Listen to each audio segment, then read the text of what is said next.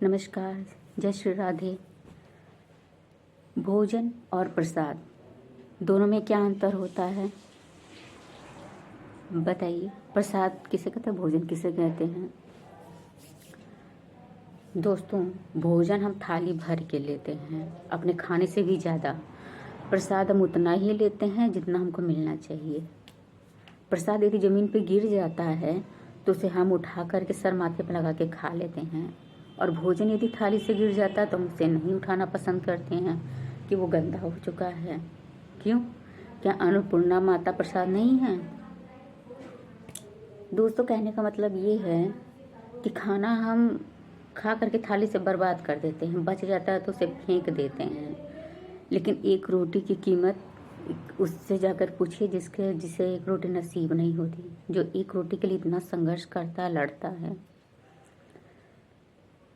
इसलिए खाने को भी हमें प्रसादी समझना चाहिए। ऐसे कुछ लोग इतने कहते हैं कि जमीन का गिरा हुआ भूत प्रेतों को, पिशाचों को जाता है। तो क्या यदि प्रसाद गिर जाता है तो वो प्रेतों के हिस्से में नहीं जाता है? उसे भी तो प्रेत लोग ग्रहण करते होंगे ना।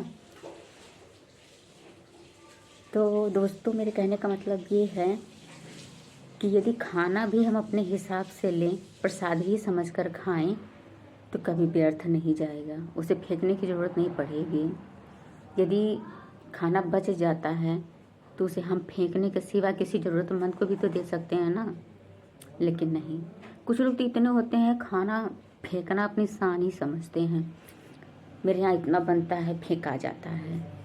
लेकिन देना पसंद नहीं करते हैं कि हाँ, अगर कोई भूखा है तो वो खा ले। हमें उतना ही लेना चाहिए जितना हम खा सकें। अन्न बर्बाद नहीं करना चाहिए।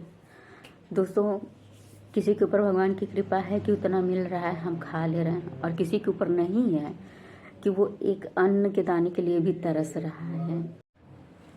तो दोस्तों, कभी भी हमें खाने को बर्बाद नहीं करना चाहिए, ठीक ना। हमेशा खाने की कदर करनी चाहिए।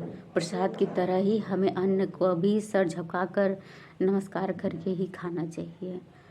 और यदि आपके पास बच जाए, ज़्यादा हो जाए, तो उसे किसी ज़रूरतमंद को भी दे सकते हैं आप, ठीक ना। क्योंकि खाने खाने पर लिखा है, दाने दाने पर लिखा है खाने वाले का नाम, सॉरी।